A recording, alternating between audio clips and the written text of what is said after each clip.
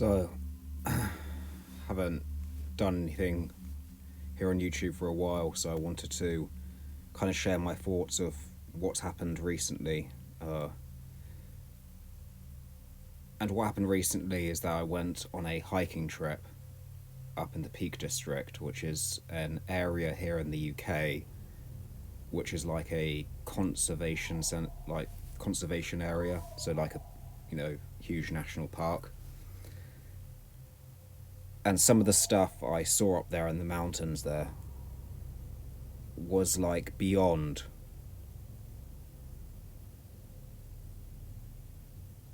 what I could describe on here in words. It was like going into another world. I literally physically went into Jotunheim, the giant home, and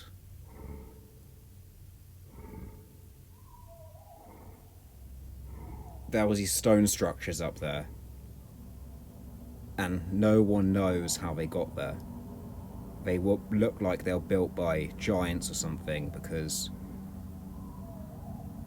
or maybe the remnants of giants, because these things were huge and they were piled on top of each other like a megalith structure.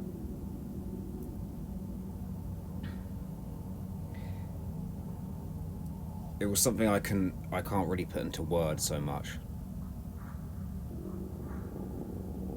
But when I was up there in the mountains, I felt very heavy.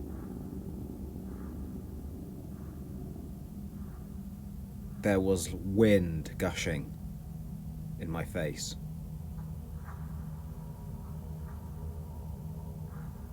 And I put both my arms out with my staff in my hand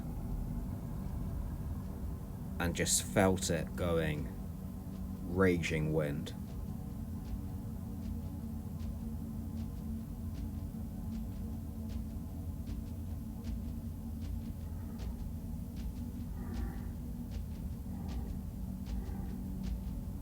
But at the same time, my heart center felt heavy. Like there was a lot of darkness up there. And what I was trying to do was bring light to a dark land.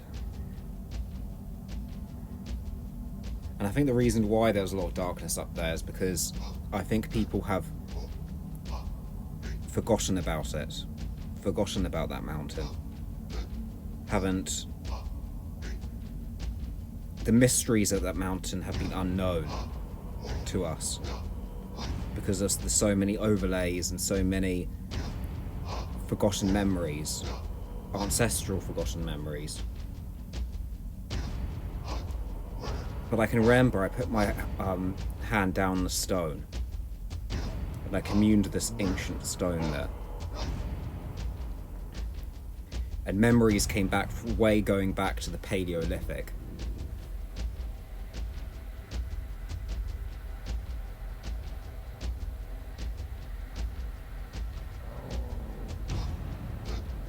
And I got these visions from the Paleolithic as well.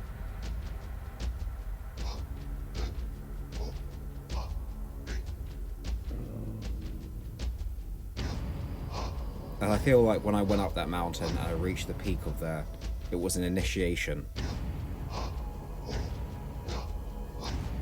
I felt pain, but I couldn't explain why I felt pain. But I was in joy at the same time.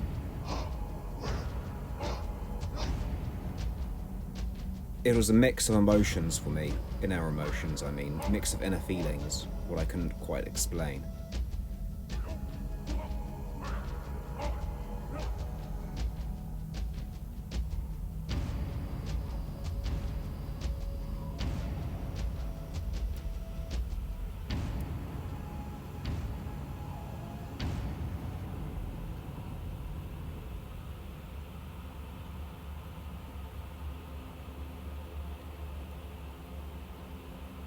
But more than that,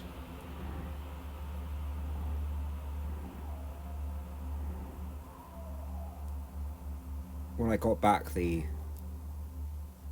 other night, and the night when I was we were camping out, and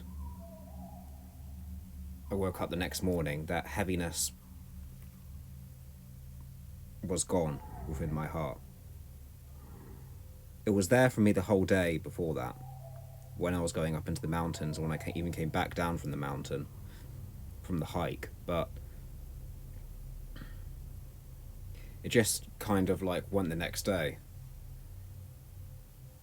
And it's weird because if I do have a heaviness in my heart, it stays there for a while, but this kind of went. And when I got back home, I did like aura field cleaning. I did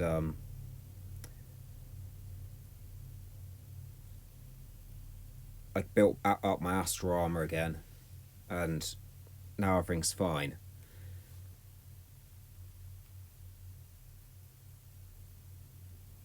But this is the thing, people think that spirituality is about, always feeling joy and happiness and, positive emotions. But really, like, you have to feel the negative emotions as well. You have to feel pain. And it's hard to do that, and it's not easy. But it's an aspect of life that we have to go through. Because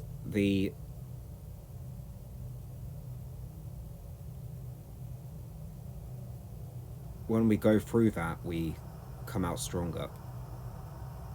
And I also want to talk about another thing which I think is kind of related in a sense. Back in the age of Leo, now I'm a moon Leo, so I can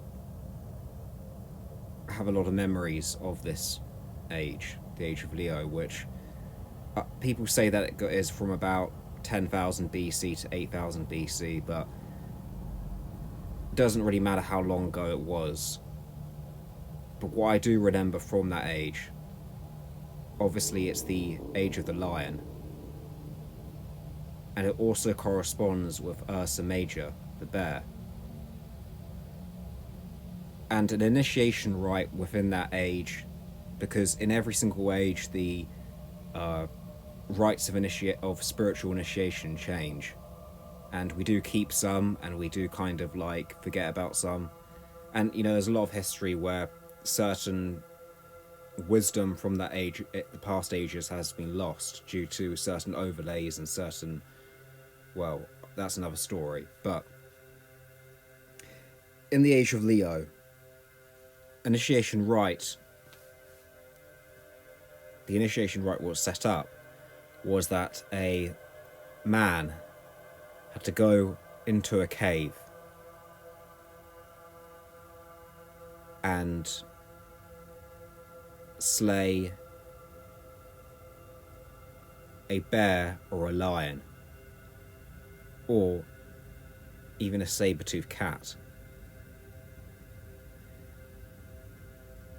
Now, this was about kind of, going into the cave, facing fear in a sense, and having a painful rite of initiation. The reason why it was painful was not so much because a man could be killed by by the beast. It was because he had to kill that beast. Because these animals, they were animists, so these animals are sacred to them. And having to slay that beast, what was sacred to them, was painful.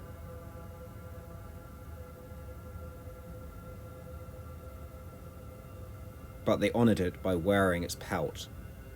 You see, Hercules, what was the first labour he had to complete in order to start his initiation cycle? Was to slay the lion. But he honoured it by wearing its pelt.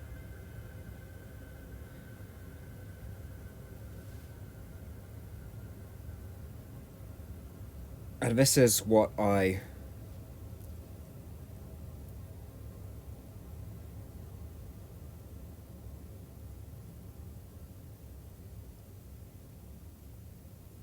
really wanted to talk about was these initiation rites to feel that pain within, and to burn through it.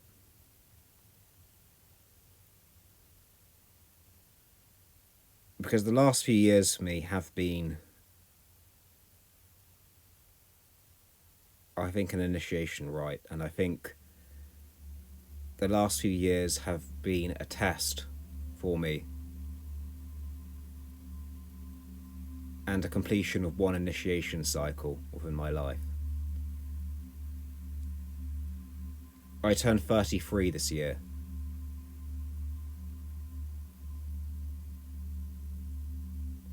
And the year is 2022. So that's 3322. And it's been 11 years after I got my first tattoo. And every tattoo I get is a badge of initiation. It's a mastering of a certain ability within myself. That's why all the tattoos I get resemble a ability that I've earned, that I had to master. And when I get it inked down on my skin, that means I've mastered it in such a way. And I think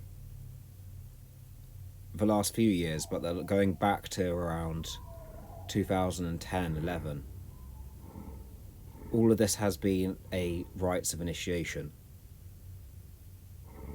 a test. And I've been through these initiations before in past lives, but I keep coming down here into this world for a reason.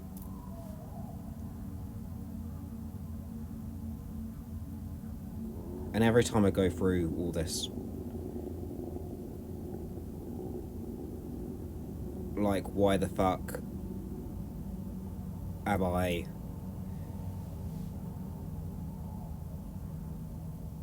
even teaching any of the subject matter that I'm teaching, or into any of this, stuff that I present on, this channel I have, and now teaching on my website and stuff. And I ask myself, why out of, a very small minority of people on this planet am I doing this? Because it's such a, considered such a bizarre thing to, be into and to teach in today's society, but why am I still doing it? And the answer is that I've probably done something similar before in past lives. And I do think, and I'm confirmed of this now, that people do have different soul types, and different soul types are, you could say, the different archetypal roles that humans are meant to perform, or meant to carry out. And I think my one is one of a shamanic nature. Now, when I was growing up, as a, teen or whatever, and I never thought that I would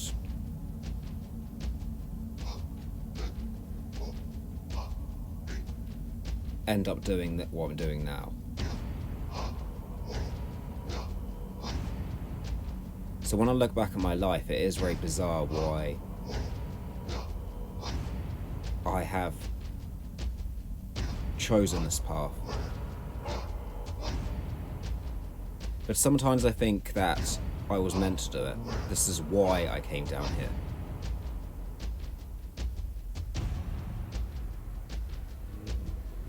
Because why the fuck would I be doing it? And the more and more I learn about myself, the more and more I learn about who I was, about my own soul, how and where my own soul has been in past lives, and trying to remember those past lives, and trying to remember where I've been and what I have done previously, and how and learning about my karma and learning about my dharma.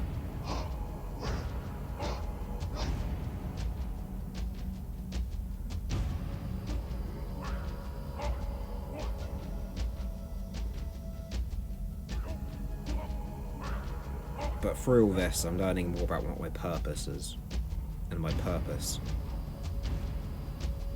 And I think a lot of what I see today in society and the world in general is not. A lot of people don't understand what their purpose is, and don't have a lot of meaning to their life. And I find it all quite sad. I really do. And you know, sometimes I do feel other people's, like, you know, I can, even if they on the surface they look, you know, alright, I can feel that they feel like they have no meaning in life, and I can't help but feel sorry for these people. And I think it's quite a lot as well. It's not just like, you know, I think it is the majority of people nowadays. And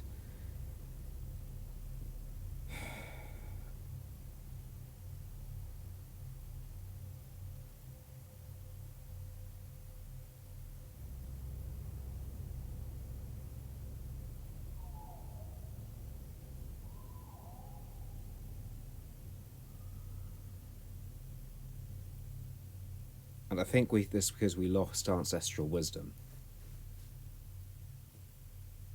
We had this idea today that anything that is, you know,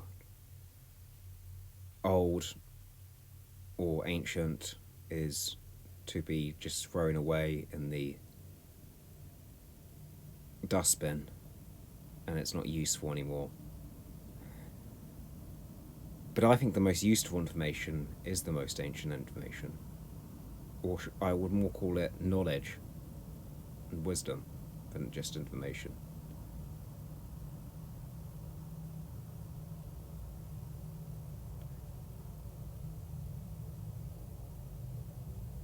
And it's to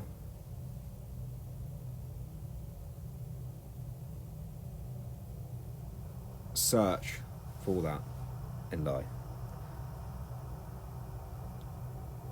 Life is about exploring different ideas, different bodies of knowledge, different bodies of wisdom.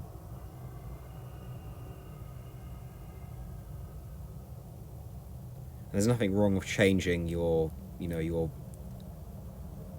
worldview or the beliefs that you have, or how you think or how you feel, because that's what actually life is all about.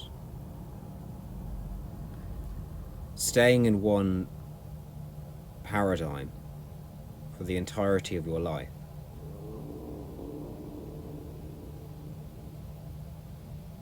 just stagnates you, and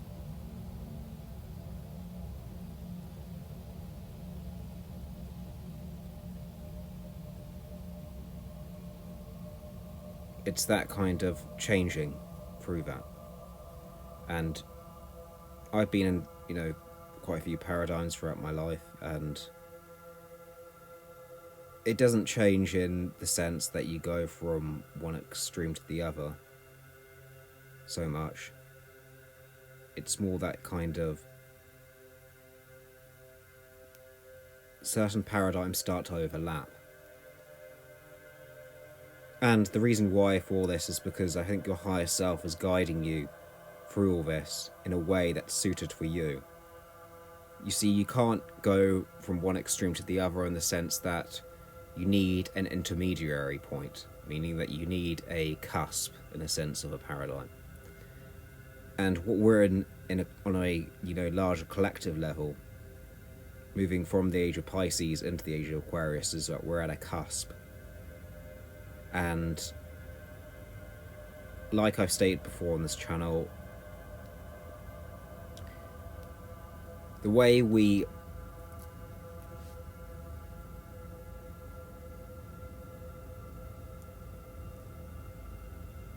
are going to have to present esoteric knowledge and wisdom is going to have to be on a level at the moment that combines Piscean and Aquarian paradigms.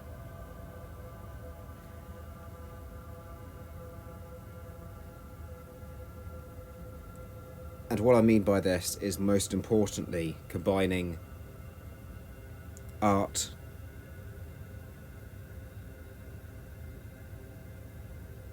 and science, and present it in such a way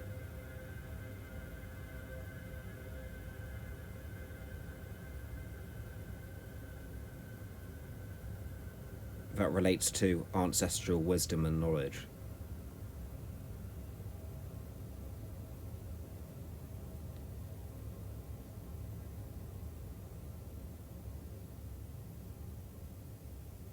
And this is why I teach the ancient arts and sciences of my ancestors, but bringing it in a way that could be as useful to today, as useful for where we are in the now.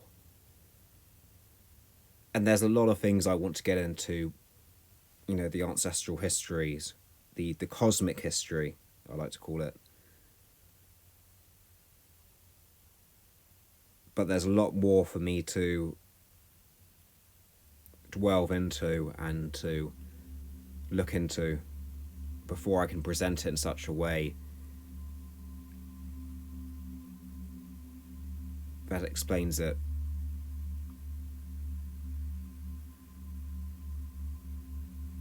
properly. So that's all I got to say for now.